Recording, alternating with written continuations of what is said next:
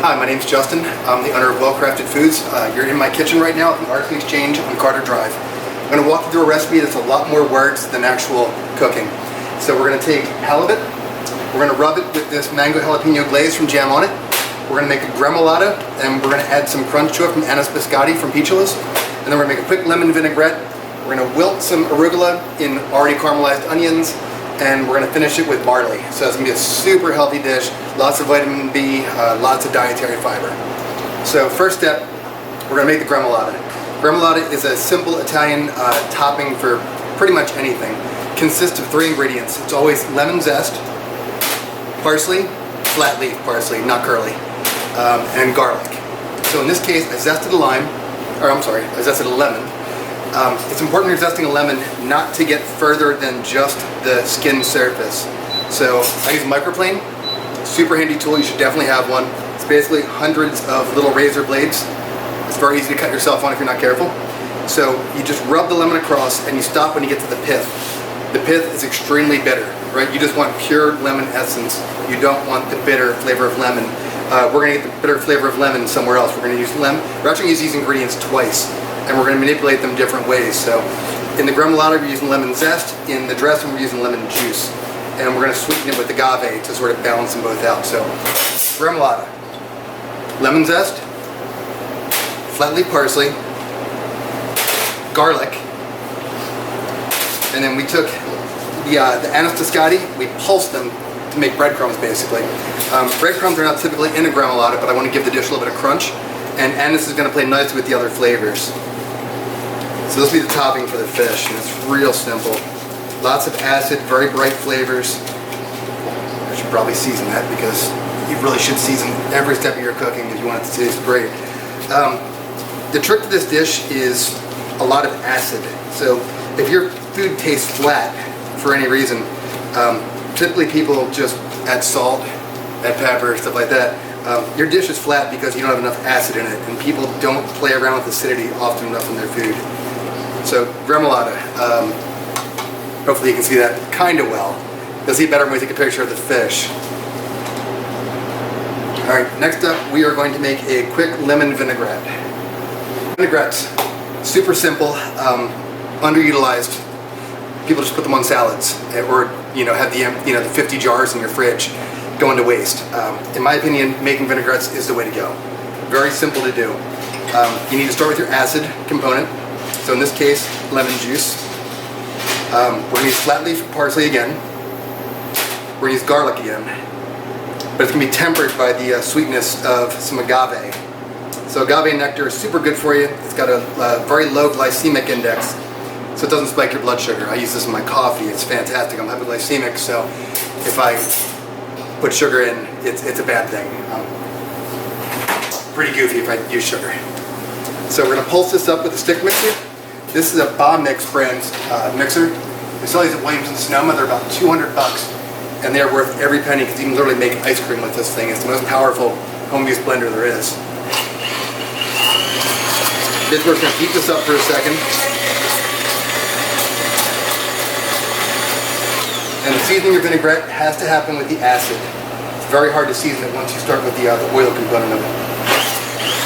Now a lot of people talk about the ratios making vinaigrettes. I don't use a ratio. I thicken until it looks the way I want it to look. You might like yours thinner. I like mine pretty emulsified typically.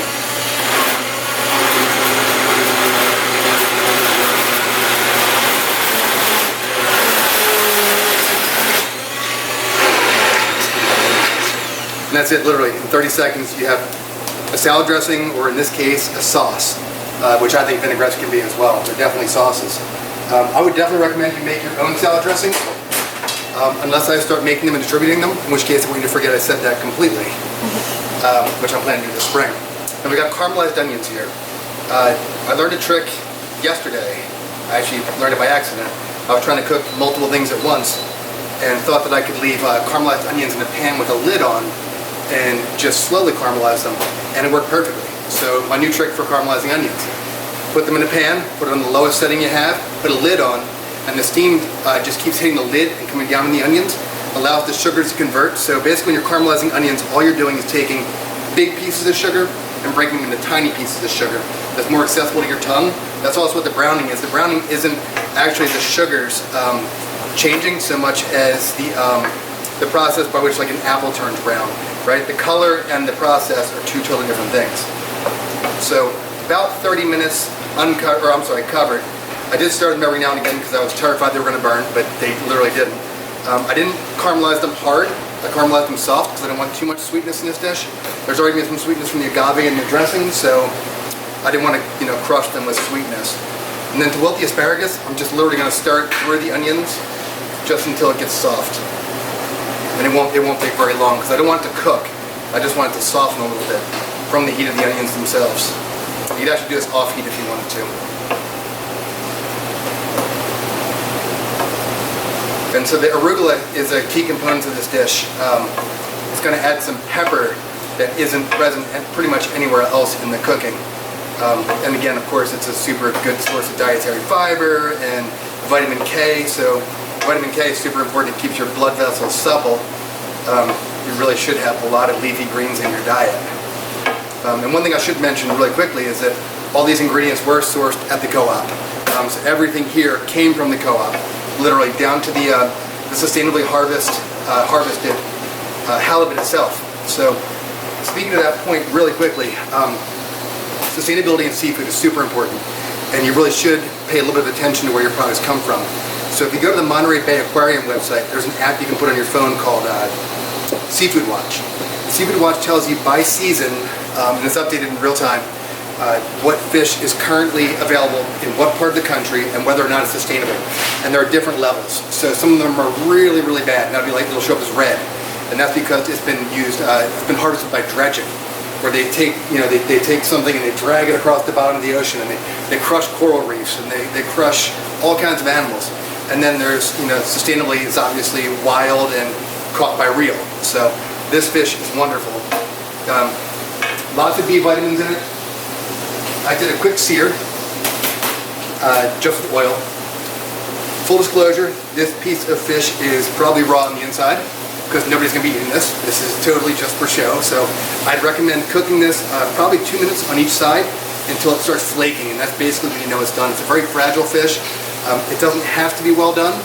I would totally eat this raw. I think it'd be delicious. So, all right, now we're going to build the dish itself. And even though nobody's going to eat this, I feel very weird doing it without gloves on, so I'm going to wear them.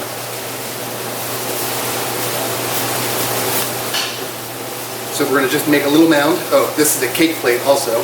So I typically don't use these, but in this case it's going to make it easier for you to see. So barley on the bottom, right?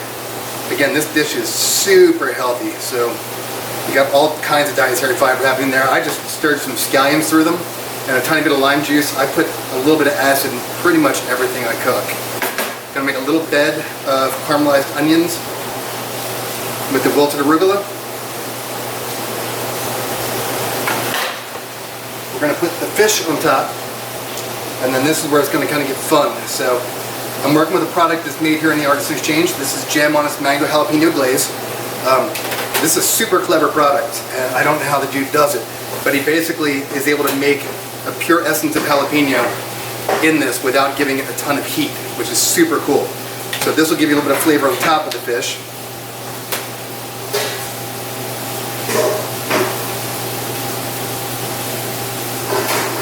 And then gremolata is going to give us, here's your crunch, a little more acid. Super simple thing to make if you've prepped your food in advance. And then I'm going to reuse the same spoon because I didn't grab another one. And then just this guy, just a little bit around the plate. Nice, simple, healthy meal. You can totally make it home. After this video plays, I'll be available on the webcast for any questions you might have. I love talking about food. You can email me. My website is www.wellcraftedfoods.com. You can email me to ask me questions, recipes, like pretty much anything you want. I'm very comfortable sharing recipes because I know that I can cook better than you can. So anything you want to know, I'll be happy to share. Thank you so much. Have a great day.